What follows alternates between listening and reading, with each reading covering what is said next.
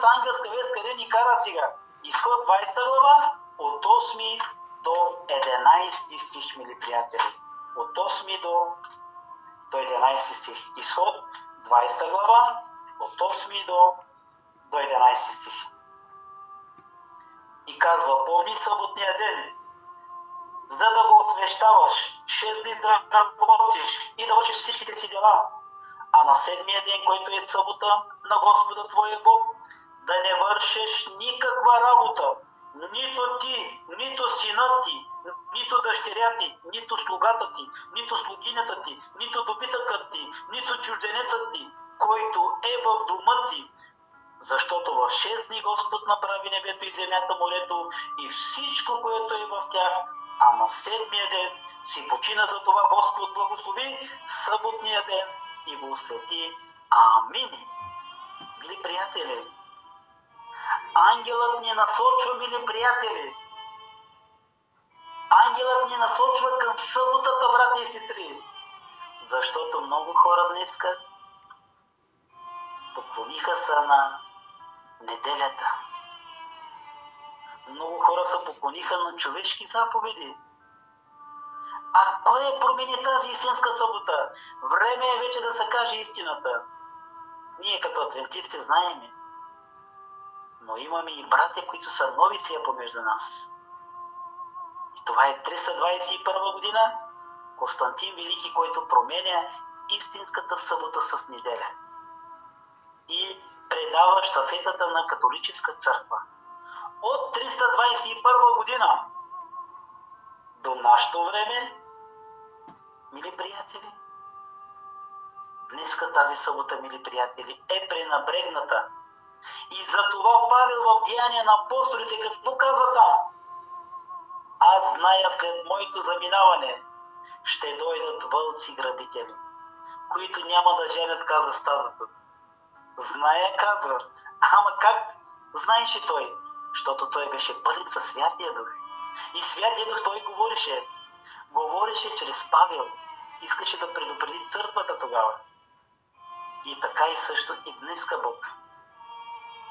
Аз зная, казва, кой промени тази събота. Аз зная. Но горко на този човек. Защото Бог какво казва в Откровение? Нито да добавиш и нито да изкарваш от това слово. Нито да добавиш, но и нито да изкарваш от това слово. А кой си посмя? Мили приятели, коя църква посмя? Това е католическа църква. А защо стана католическа църква сега? Мили приятели, Константин Велики я предава на папството. И затова църквата се нарича Константин или католическа църква. Идва от името на Константин Велики.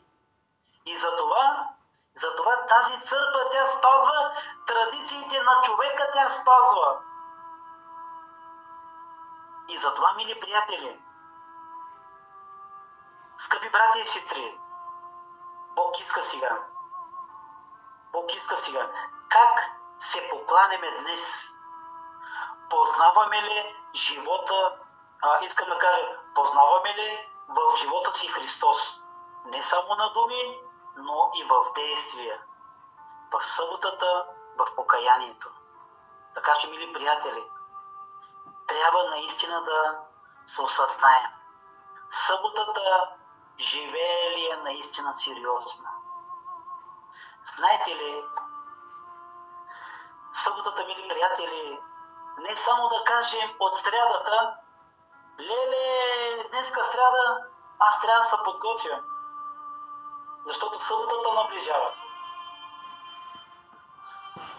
Знаете ли, брати и сестри, за съботата от кога трябва да се подготвяме? От първия ден на седмицата, неделята. От неделята ние трябва да имаме програма. И тази програма трябва всеки Божи ден да бъде записана за нас. И да знаем какво трябва да направим, защото, мили приятели, в Библията казва, има време и за лягане, и за ставане. Има време и за садане. В Екклесиаст, мили приятели. За това трябва да направим тази програма за нас. И да не бъде така, че подготвителният ден да тичаме. Защото съботата наближава. Не, мили приятели. Божият народ трябва да направим програма за нас. Когато дойде неделята, аз трябва да знам. В неделята аз трябва да видя нещо в двора си.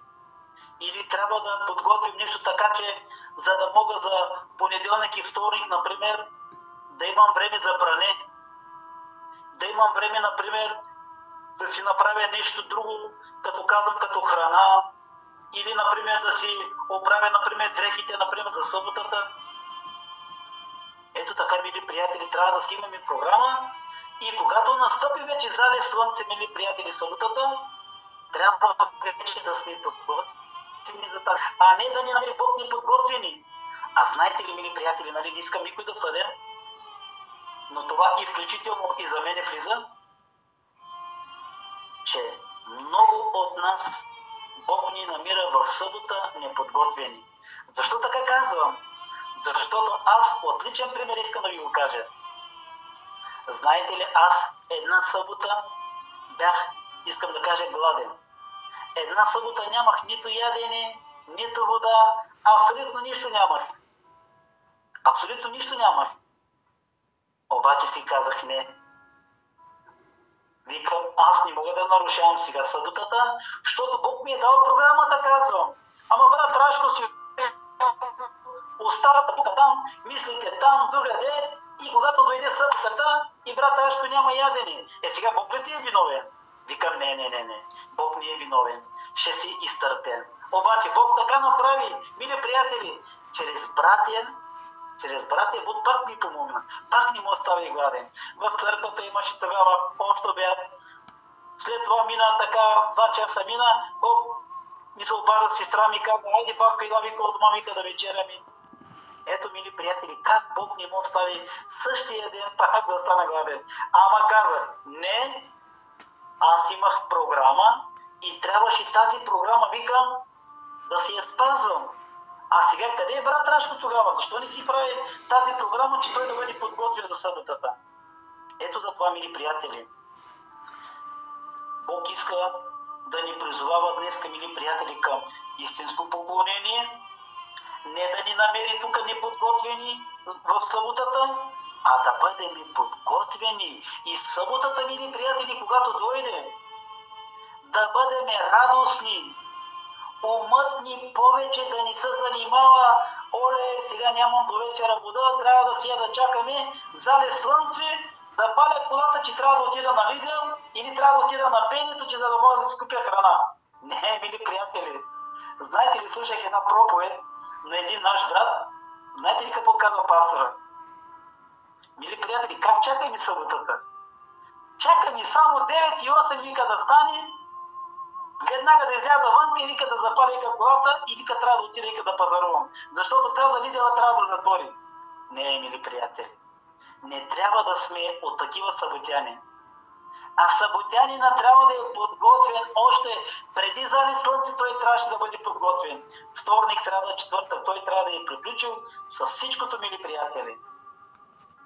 И така че, съботата как я спазваме, мили приятели? Това трябва всеки един от нас да си задава сам въпроса как спазваме съботата.